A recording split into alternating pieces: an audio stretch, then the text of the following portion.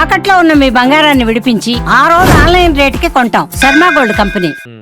ఇంతే. కాదు, ఎవరు గెలిస్తే వాడైనా అవార్డు అన్నట్టుగా తప్ప గతంలో జగన్ ప్రభుత్వం మీద కానీ ఇది వచ్చినటువంటి అభియోగాల మీద కానీ బీజేపీ సెంటర్లో ఉన్నటువంటి బీజేపీ ఎలాంటిది చేయలేదు, చర్యలు తీసుకోలేదు. ఇప్పటికి కూడాను ఆ, జగన్ అక్రమాస్తుల కేసుల విషయంలో కానీ జగన్కి సంబంధించినటువంటి కేసుల విషయంలో ఏ విషయంలో కూడాను సెంట్రల్ పూనుకుంటే చేయగలదు, సెంట్రల్ అనేటువంటిదే కాపాడుతుంది, ప్రొటెక్టింగ్ ఈ దేశంలో అనేటువంటిది ఒకటి ఉంది. అన్నా నిజంగా చెప్తున్నాను, ఈ దేశంలో ప్రక్షాళన చేయాల్సిన డిపార్ట్మెంట్లు 3 ఏవైతే ఉన్నాయో మనకి 4 పిల్లర్స్ని 100% ప్రక్షాళన చేయాల్సిన విషయం మాత్రం పక్కాగా ఉంది. అవినీతి అనేది చాలా రూటెడ్గా వెళ్ళిపోయింది. ఇది ప్రక్షాళన చేయకపోతే ఈ తరాన్ని ఈ దేశాన్ని కాపాడటం ఎవరి వల్ల కాదు, జరగాల్సిందే. ఒకవేళ నిజంగా ఆయన మంచోడైతే బయటకు వచ్చేస్తాడు కదా హ్యాపీగా. ఈయనన్నా వాలంటరీగా అడగాలి, వాళ్ళన్నా చేయాలి. అలాగే ఈయన మీదకి ఉన్న వాటినైనా వాలంటరీగా వీళ్ళన్నా అడగాలి, వాళ్ళన్నా చేయాలి. మనము రాజకీయం అనేది అడ్మినిస్ట్రేషన్కి రాజ్యాంగానికి అతీతమైంది కాదు. ఇది అది ప్రూవ్ చేయగలిగితే ఈ దేశం 3 ట్రిలియన్ ఎకానమీ అవటం చాలా దగ్గరలోనే ఉంటుంది. ఈ 4 వ్యవస్థలు ఏవైతే ఈ రాజ్యాంగానికి దేశానికి 4 పిల్లర్స్ అని చెప్తున్నారో ఇవి అవినీతిమయం అయిపోయి ఉన్నమాట అందరికీ తెలిసిన సత్యమే. ఏంటి అందరం మాత్రం సాయంత్రం పూట మనం ఇలాగే కూర్చొని డిబేట్లో మంచితనం గురించి అద్భుతంగా మాట్లాడేసుకోవటం, అది తప్పు ఇది తప్పు ఇవన్నీ మనం మాట్లాడేసుకుంటాం. ఇది ఏంటంటే ప్రస్తుతం నడుస్తుంది గుడ్డి కంటే మెలనయం అని వెళ్ళిపోవటమే. సరే, ఆంధ్రప్రదేశ్ సంబంధించిన రాజకీయంగా 2 వ్యక్తులు ఎక్స్పెక్టేషన్లను మించిపోయినటువంటి పర్ఫార్మెన్స్లు ఇచ్చేసి రిజల్ట్ చేసినటువంటి వ్యక్తులు 2 కనిపిస్తున్నారు.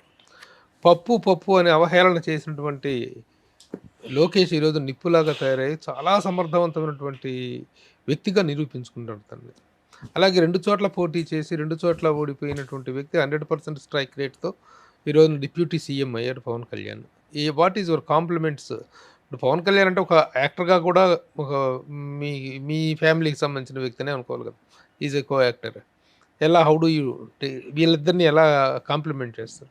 ఇప్పుడు ప్రాబ్లం ఏంటంటే ఇప్పుడు ఈ ఇంటర్వ్యూలో నేను ఎక్కువగా ఇంటర్వ్యూ చూడటం కన్నా కింద కామెంట్స్ చూడాల్సి వస్తాయి. ఎందుకు ఇదే మార్చుకోవాలి, ఇది ఒక్కటే మార్చుకోవాలి. జగన్మోహన్ రెడ్డి గారు మళ్ళీ అధికారంలోకి రావాలంటే ఇది ఒక్కటే మార్చుకోవాలి. ఏంటంటే ఫస్ట్ అసలు నా పార్టీలో ఎందుకు ఇంత దారుణమైన ఓటమి వచ్చింది అనేది ఒకసారి కూర్చొని చింతన్ బయటక్ ఒకసారి ఏం జరిగింది. సపోజ్ తిరుపతి దాని మీద వచ్చింది, కూర్చొని తాత్కాలికంగా ఆ వ్యక్తిని మెంబర్షిప్ని తాత్కాలికంగా ఫ్రీ చేయి, కూర్చో. ప్రజలకు ఎందుకు ఇంత వ్యతిరేకత కలిగింది నా మీద ఆలోచించు. అది లేకుండా ఏ సోషల్ మీడియాలో తగులుకొని ఏఐని వాడుకొని ఇష్టం వచ్చినట్టు పోతా ఉంటే నేనంటే అతను భయం క్రియేట్ చేశాడు. ఆయన ఎలా చేశాడని పరిధిలో దానికి అన్నిటికన్నా కూడా ఒక భయమైన వాతావరణం నెలకొంది. అతని మీద ఉన్న తక్షణం ఆయన మీద ఉన్నటువంటి ఆ అంశాన్ని రూపుమార్చుకోవాలంటే ఈ పర్రాలు లప్పారప్పాలు ఇవి కాదు.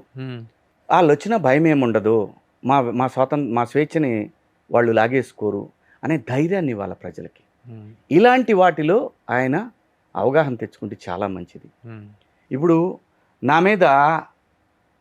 మీద ఎక్కువ మంది బ్యాడ్ కామెంట్స్ పెట్టరు, కానీ ఖచ్చితంగా తెలిసిపోతుంటాయి, కొన్ని కామెంట్స్ వస్తుంటాయి. ఇవి ఖచ్చితంగా వాళ్ళ దగ్గర నుంచి వచ్చాయి.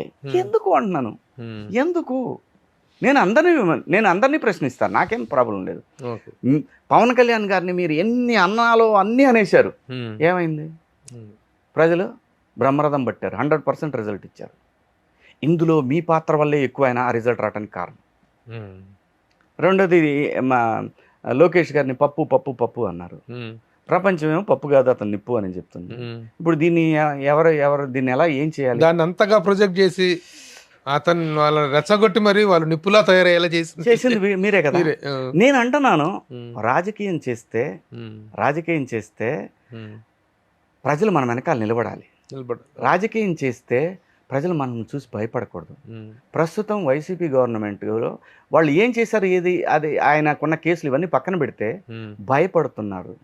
ఈ భయం నెక్స్ట్ ఎలక్షన్ మీద ఉంటుంది, ఖచ్చితంగా ఉంటుంది. ఈ భయం ఇప్పటికి పోద్దనుకో, అది పోగొట్టే పని చేసుకుంటే మాత్రం మళ్ళీ వాళ్ళు ఫైట్ చేసుకుని మళ్ళీ తిరిగి అధికారంలోకి రావాలి. కానీ ఇప్పటికీ కూడా అధికారంలో ఉన్నప్పటికంటే కూడా ఎక్కువగానే రియాక్ట్ అవుతున్నారు కదా. అదే కదా చెప్పింది ఇందాక పదం. ఆ భాష రాజకీయ నాయకుడు మొండివాడు కాదు, అదే వచ్చింది సావు. ఇక్కడ మొండితనం చూపిస్తే సెట్ అవుతారు ఎవరైనా సరే, మొండితనం చూపించాడు. అందుకే వద్దులే, మనకి ఎందుకులేని వదిలేసాం. మనం కూడా మనకి ఎందుకు శుభ్రంగా సినిమాలు చేసుకుని, మనకి భగవంతుడు ఇచ్చిన స్కిల్ నటించరాను అని చెప్పాడు, దాంతో పోదాం. కానీ ఈ సోల్కి ఏంటంటే బాధ, మనం ఇంత పేరు వచ్చింది, మనం ఎట్టగా వెళ్ళిపోతాం. రామారావు వెళ్ళిపోయారు, దాని తర్వాత చాలామంది వెళ్ళిపోయారు, మనం కూడా వెళ్ళిపోతాం, మన తర్వాత ఇంకా చాలామంది వెళ్ళిపోతారు. ఇవన్నీ జరుగుతాయి. At the end of the day ఎందుకు బినామీలు పరం చేయడం, ఎందుకు డబ్బు ఎంత సంపాదించినా ఏ రాజకీయ నాయకుడైనా బినామీల పేరు మీద పెట్టాల్సింది. కోట్లు ఇన్ని వందల వేల కోట్లు సంపాదించిన ప్రజల కోసం చేయండి బా, నిలబడిపోతారు. మీ తరాలు కొన్ని తరాలు చెప్పుకుంటాయి. ఎన్టీ రామారావు గారిని ఎలా చెప్పుకుంటారు, ఆయన కూడా ఇంకొక 10 ఏళ్ళ తర్వాత మర్చిపోతారు. ఆయన్ని కూడా మనకే మతిమరుపు వచ్చింది, ఆ టైంకి ఆయన కూడా అసలు మర్చిపోతారు. కాబట్టి నా బాధ అంతా ఇదే. అందుకే నేను ఇది మాట్లాడే, మీరు సబ్జెక్ట్ తీస్తే నేను చాలా దూరం వెళ్తాను. అందుకే నన్ను నేను కంట్రోల్ చేసుకొని. సరే, ఇంతకీ రాజకీయంగా ఏదైనా ఒక స్థానంలో చూడొచ్చా శివాజీని? గో విత్ ద ఫ్లో అన్న, గో విత్ ద ఫ్లో కాదు, నాకు అసలు తెలియదు. అది కాదు, ఇప్పుడు గత 10 సంవత్సరాలుగా 15 సంవత్సరాలుగా చేస్తున్నటువంటి పోరాటంలో శివాజీ చాలా అవుట్ రేటెడ్గా, చాలా ధైర్యంగా, ఎన్నెన్నో దారుణమైనటువంటి సిచ్యువేషన్స్ ఫేస్ చేస్తూ తెలుగుదేశం పార్టీకి సపోర్టర్గా, మంచిగా సపోర్టర్ అనేటువంటిది వేరే విషయం, విమర్శించారు. ఏదైనా ఇప్పుడు నీలో ఉన్నటువంటి హానెస్టీని గౌరవించి ఏదైనా ఆఫర్ నీకు వచ్చే అవకాశం ఉందా, లేదా ఆఫర్ తీసుకునే అవకాశం? నేను ఆలోచించనన్నా, గౌరవం అనేది రావాల్సిందే తప్ప. అసలు యాక్చువల్గా బయట అనుకోవటం ఇంతగా తను విశ్లేషణాత్మకంగా మాట్లాడుతున్నాడు, ఇంతగా కన్సర్న్డ్గా ఫీల్ అవుతున్నాడు. కాబట్టి శివాజీని పిలిచి మాట్లాడదామని ఒకసారి ఎవరైనా తెలుగుదేశం వాళ్ళు కానీ, కూటమి వాళ్ళు కానీ, మన జనసేన వాళ్ళు కానీ అనుకున్నారా? వాళ్ళ వైపు నుంచి నీకు వచ్చిన ఆఫర్ కానీ, నీ వైపు నుంచి వాళ్ళకి వెళ్ళిన రెండూ లేవన్నా. కానీ నాకు ఆలోచన ఏం పెద్దగా లేదన్నా. నేను ఎప్పుడైనా ఏం కోరుకుంటాను, గౌరవం రావాల్సిందే తప్ప గౌరవాన్ని అడగకూడదు అన్న. ఇప్పుడు గౌరవాన్ని అడిగి తీసుకోకూడదు, గౌరవం రావాలా. కానీ నాకు వాటన్నిటికన్నా ముఖ్యం కూడా నన్ను చాలా బాధపడుతున్న విషయం ఏంటంటే, పల్లె చాలా ఇబ్బందుల్లో ఉంది. వాళ్ళ బెల్ట్ షాపులు విపరీతం అయిపోయినాయి. ఏ పార్టీ వచ్చినా నాయకులు ఖచ్చితంగా రెండింటినీ వాడుతున్నారు. ఇందులో ఏమీ ఎవరికి మొహమాటాలు లేవు, ఏది అబద్ధం కాదు, రెండు నిజాలే. నేను అనేది నన్ను బాధ చేస్తున్న అంశం పల్లె. ఎందుకంటే పల్లెలో ఈ రోజున ఎక్కడ పోయినా కూడా పొద్దున్నే మొదలు పెడితే తాగి పడేస్తూ ఉన్నారు. ఎవరన్నా పోయినా గౌరవం లేదు, మాట్లాడటం లేదు. ఇదే పరిస్థితి, ఏ బజారుకి పోయినా ఇదే పరిస్థితి ఉంది. పనిచేసేవాళ్ళు లేరు, మొత్తం పొలవమని సిటీలకు వెళ్ళిపోతున్నారు.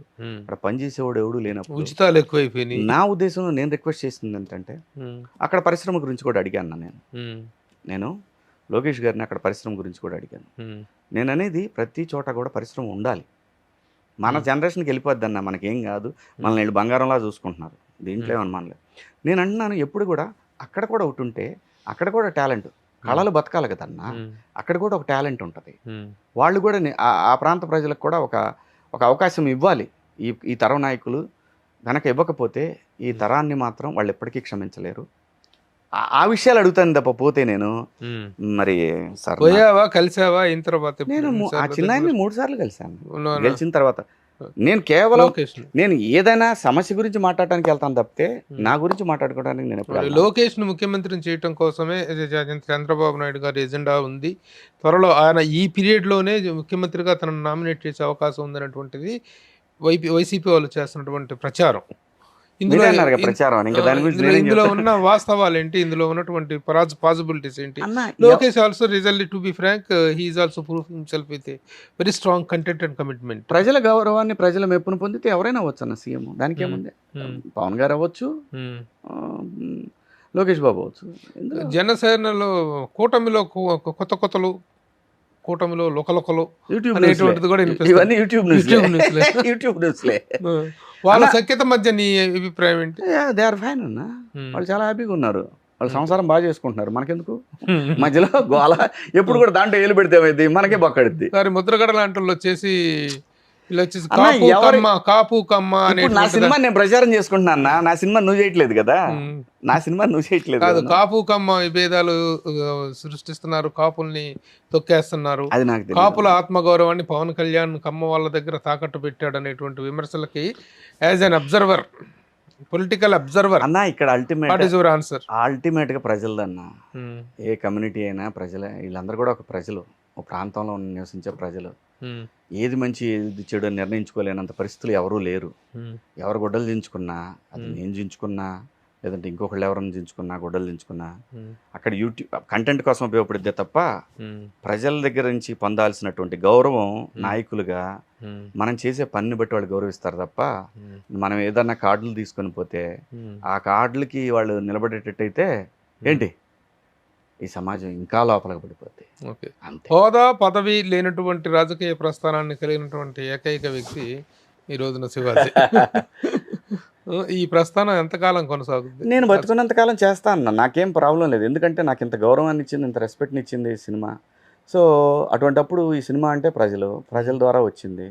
సో ప్రజల కోసం నేను బతుకున్నంతకాలం అంటే మాట్లాడతాను. సినిమాల్లో అయితే శివాజీ అంటే హీరో అనేటువంటి ఒక హోదా ఉంది, రాజకీయాల్లో ఏముంది అంటున్నా? రాజకీయాల్లో శివాజీ ఒక సమాజంలో పౌరుడన్నా, పౌరుడు అనేటువంటిది పవర్ఫుల్, అంతే కదా.